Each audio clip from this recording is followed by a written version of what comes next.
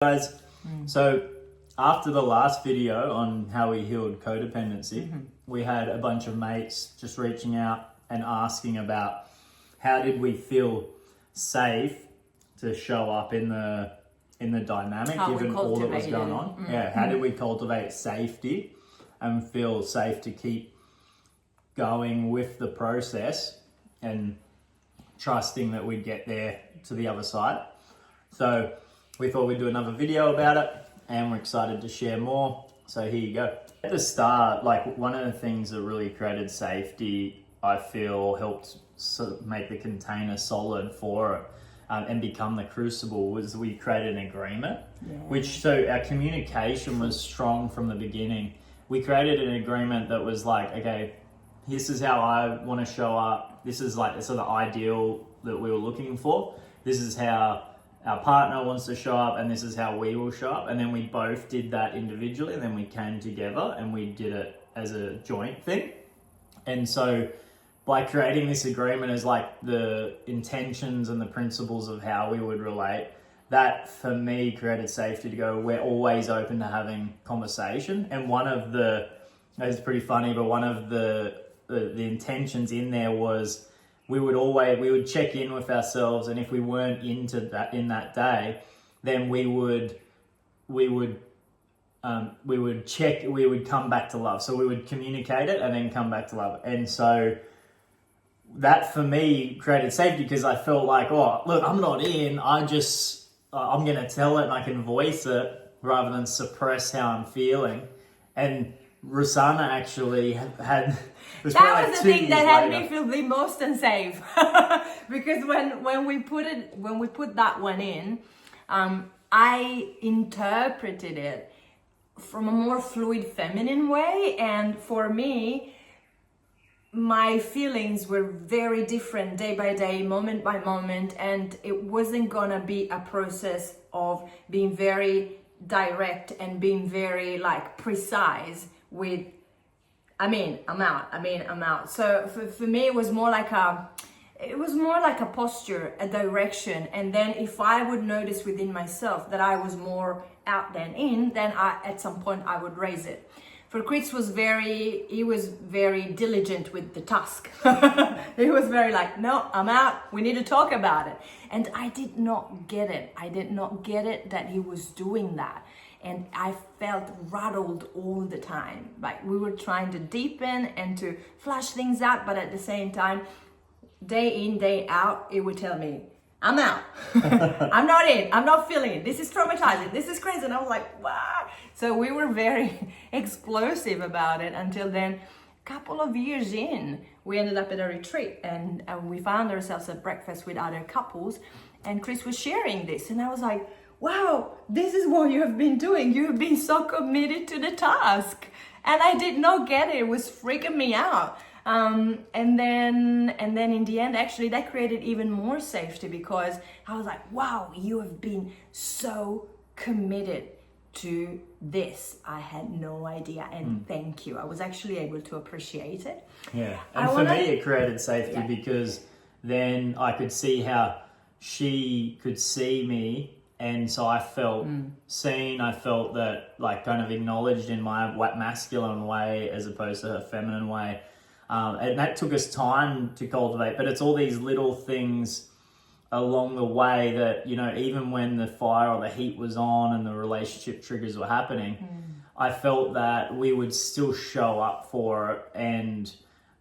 And even knowing that I could voice these things, having the agreement in place supported that the container could or allowed for communication.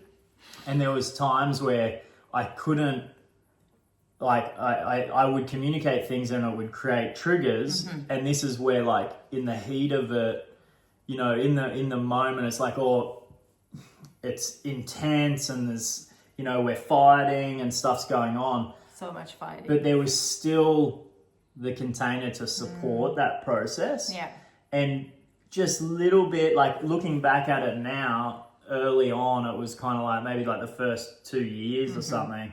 It was kind of like when we were in it, I didn't feel super safe, or I actually felt like it could have been creating more traumas. But what I look back now is like each time we sort of showed up and had the conversations, it actually created a little bit more trust, safety, and a commitment to the relationship. And it was little by little, and now I look back and I go, well, I can't even remember those days. Like it feels like a different so far people. Away. I also, it's so fascinating hearing us talking about it. I'm just realizing this. Actually, the first piece of safety was created by the masculine energy in us, because we created an agreement. We created guidelines, so commitment to healing. We decided what is that we were desiring, which was, we want to have a loving relationship. This is how we want it, and this is what we're going for, and this is what we are aiming to. So it actually, we really created quite of a masculine container. And that was, in that first period, it was a cultivating of trust. We're kind of testing each other, even if fully consciously we did not know we were doing it. We were having tough, challenging conversation, a bit of in the masculine way. And then little by little, they're creating the condition for the most tender, the most felt, the most vulnerable parts Because the wise parts of us created the container. Like we created the agreement when we weren't in trigger and we were in the wisdom of our more mature self. And then that then allowed, when all the triggers are happening, the support, because we could kind of refer back to the relationship agreement. We would build, like for me, the agreement was an intention to a relationship that is conscious. And when I say conscious, I mean a space that we're willing to communicate things, show up for each other, no matter what that impacts in an individual level, but we're there for ourselves, each other, and this third relationship entity. And so that structure, I feel, helped create an immediate safety in kind of like, hey, like for me, I just come out of a really like a long-term relationship. I was 18 when I met my ex, and we'd been together for about 14 years. We were married. And so coming out of that, I was like, and I was sort of thinking, I'm not going to go into another long-term for a while. And when I met Rosanna, I felt like a really strong connection, like a deep kind of like more than this life kind of connection. And it was, and for me, I didn't want to just jump into another long-term relationship without being really coming to it consciously and going, hey, this is what I've experienced. I had a great marriage and stuff before, and that completed, and we did this conscious uncoupling process at the end. But this is what I don't want to bring into, or like, not that what I don't want to bring into the next relationship is sort of X, Y, and Z. And so one of them being codependency, which we did a video on, and this is what's created this. And so what happened there though was we consciously wrote it out, and then it innately brings it up so that it can, because in the conscious mind, we're like, this is what we don't want. But the trauma, everything's in the body and it's held in the nervous system. So we actually had to work through those things to heal it. No, like looking back, we can see that now. And it's like the container created the crucible, which is the hot pot that's going to melt the thing and transmute it into another source. And so the crucible is powerful, but it's also hot and intense because it's bringing up all those feelings. And then we had to kind of feel it to heal it. There's a lot of growth for myself as an individual, Rosanna and us in relationship through that process. And so we had to realize what beliefs were running. We did processes around letting go of beliefs. Every time we showed up for that and for each other, and the agreement created more safety, I feel. And quite early, we still had a few months of kind of a bit looping and collecting resentments and collecting little fiery place swept a little bit under the rug, because the container was actually not mature enough for us to be able to come out of a conflict cleanly. So there was still a little bit of accumulating debris. But at some point along the line, and not too late in the relationship, actually quite early-ish, we started to notice growth. And that was another big piece that I feel had me personally feel safe, because I was like, wow, we're actually growing through it. I actually feel lighter. I actually feel stuff is coming out of my nervous system. And so that was another good signal that had my nervous system feel relaxed and going, oh yeah, okay, it can be all intense and all consuming at times, and I'm healing. So that was really important. I think something important on that is like when you consciously notice let's say the program that's creating the trauma is unconscious, and so we come into conflict. If there was an awareness where I'd realized Rossana had responded in a way that was different to that program, when we communicated it, it led to healing, because it's like I felt that so I generated more safety and trust in the process by consciously going, oh wow, I just went overseas on my own. I came back and we connected and hugged and there was full support.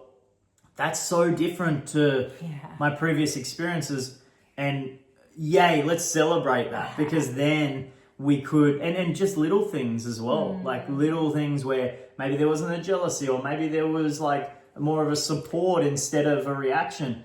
And that then reinforced that we were growing. Because your body was prepared to receive the shock. I'm like, But then the shock didn't come. Yeah. And it could relax. Yeah. And if you don't celebrate those wins, and communicate around it, I think you can miss some of the gold. Yeah, and then you also miss the fact that you actually can make the growth quite trackable and go, oh yeah, we've come a long way, which is always beautiful. Yeah. And then for me, the other piece around safety started to happen when we started to be able to team up. At the beginning, we were Chris over here, me over there, the problem in the middle, and we were just fighting because we were not really able to see each other. Although we thought we could, but we could not. And at some point we were like, this isn't working. Why isn't working? Oh, actually, we're both screaming for attention. We both want to be heard and seen, but no one is hearing and no one is seeing, because we are too preoccupied with bringing forth our point and going, yeah, but you don't see this. Yeah, but you don't see that. And then that was... Because it really can feel like you're fight. Like it was, you're opposition. Totally. It was opposition. It was like... You're there for the same thing. Exactly. We got completely lost in the story and completely lost in figuring out the problem that was in between us. And we were attacking it from both angles. And then at some point we took the problem, put it over there, and looked at it both on the same side and going, oh, okay, this is our thing. This is what we are in right now. It's not that you got some problems and I am right, or I've got some problem and he is right. No, actually this is for us. This is our gift. It's our gift in disguise, but it is our gift. Yeah. And how do we extract the wisdom from it? Yeah. And it took us moments of deep realization that we are, or at least that's what we believe in, that we all of a sudden we're like, oh, I am here in the universe playing with all the reflection of me. So everything that comes at me, it's me, and it is for me. And if I stop fighting it and actually welcome it with some softening, even if I don't accept it, I'm struggling, I don't like it, because I'm not that kind of person, because I'm better than this, or whatever the story is, actually if I can accept it a little bit and be a bit soft with it, then I can let it move. And so we started all of a sudden to really move many things, because the story wasn't ripping so much, and we were a team. And for me, feeling that we were a team was extremely healing, because my stance in a relationship is I'm fighting. So the moment I'm not hurt, I'm fighting for that. And all of a sudden I just did not need to fight, or the fight wasn't really bringing me to anywhere where I wanted to go. Yeah. And so that was awesome. It really started to shift the imprint, and then little by little the nervous system started to rewire itself around something new.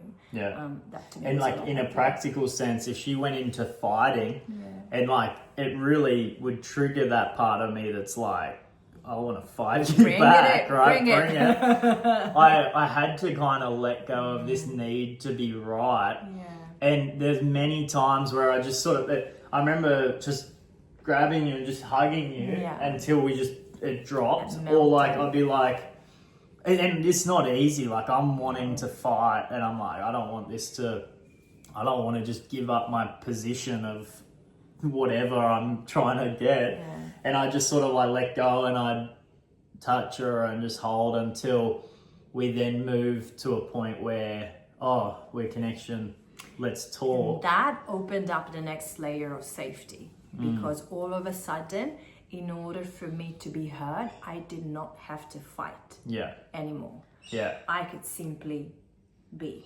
Yeah. And I did not have to put a lot of effort into showing what I was bringing. Yeah. Chris gave up the fight, and at some point we were still fighting in amongst all of that. But it's just we started to have windows of giving up the fight, and by giving up the fight, I was like, okay, I can just take it out there, and he's gonna receive it, and then he's gonna tell me what he feels, and then that's it. And that was coming really into deeper ways of feeling ourselves and what we had, and the vulnerability being brought in more than the story that's on top. And we did a process with a guy, Cole, that supported us, and it was, how safe do you feel right now?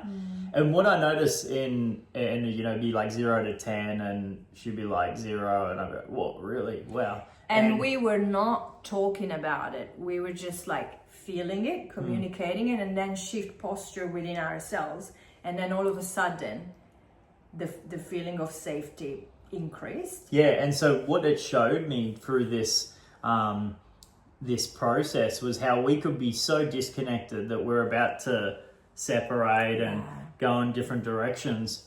And then within an hour or less, 10 minutes, it's like an instant shift. Once the heart opens, we come back to vulnerability, realize, far out, we're on the same team. Yeah. I love this woman. I don't need to be right.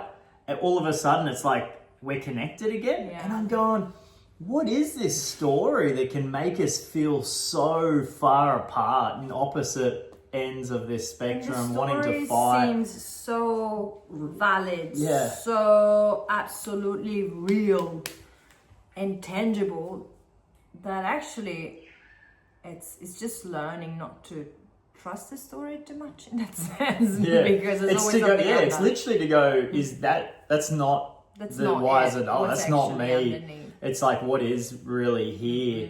And how then when I'm in that, even now, like we were on our way back on this trip, and we're in a trigger, and I'm going, this is like, I'm just disconnected. This isn't. So by having the space around that and realizing, it's just a heart closed, disconnect. Am I going to let go of my position and my ego and come back to love, or am I going to just keep disconnected? And then there's like just pull the wise adult to the front and kind of like can just then come back to connection. Yeah. And it's like, it gets a bit easier as you go, and you can see the story, you can see the space. And it's like, when you're in it, it's still stuff like it's not me now, it's stuff from the past coming in the forefront. and taking over. And so it's sort of becoming more aware of that supports the process. Yeah, and then it also that brought about more safety in ourselves as individuals, because all of a sudden we did not need to leak the emotion out and to project it onto one another. We were able to own it while being seen in it. Yeah. So that was another big somatic practice that helped us, rather than slouching into sadness and just really being in it and then projecting it out. Yeah. We were like, actually, we can hold it in ourselves. I can still stay strong in my spine and in myself, while here I'm melting with sadness. And that all of a sudden creates a space for the other person to witness you in your expression. And then that's it. It just really gets delivered with a lot of purity. Gets delivered with a lot of purity and with a lot of, we actually don't need to do anything about it. We can just be in it. And that was the other massive layer that for me was necessary to feel safe. Not only safe within relationship, not only safe with this man, but also safe in my expression. Because my expression was not going to be rejected, was not going to be dismissed or shut down or fixed, or I had to really fight to let it come about. So that was the other bit that started to be cultivated in just the most recent times of our relationship. Yeah. Started to be able to witness more. Now, we can, it's not like an expectation that you can hold my stuff and sort it for me, but when something big's coming up, it's like to be able to share it in the relationship and to be not have to hide it and suppress it. Because if I'm hiding that from us and also myself, it just builds up. It's still there. It's still in the field. It's just unspoken. So being able to kind of like share that and not expect you to deal with it or do whatever with it, but actually just to be able to be heard has been very nurturing. So what helped us to cultivate safety in relationship was first setting up of a container, an agreement, and a posture. Our posture was healing and wanting to resolve those unresolved part, and commitment to show up and taking responsibility for our pieces, not just our pieces, but the pieces that were presented in the container. Then there was letting go of the story and being able to really hear and see each other in our struggles,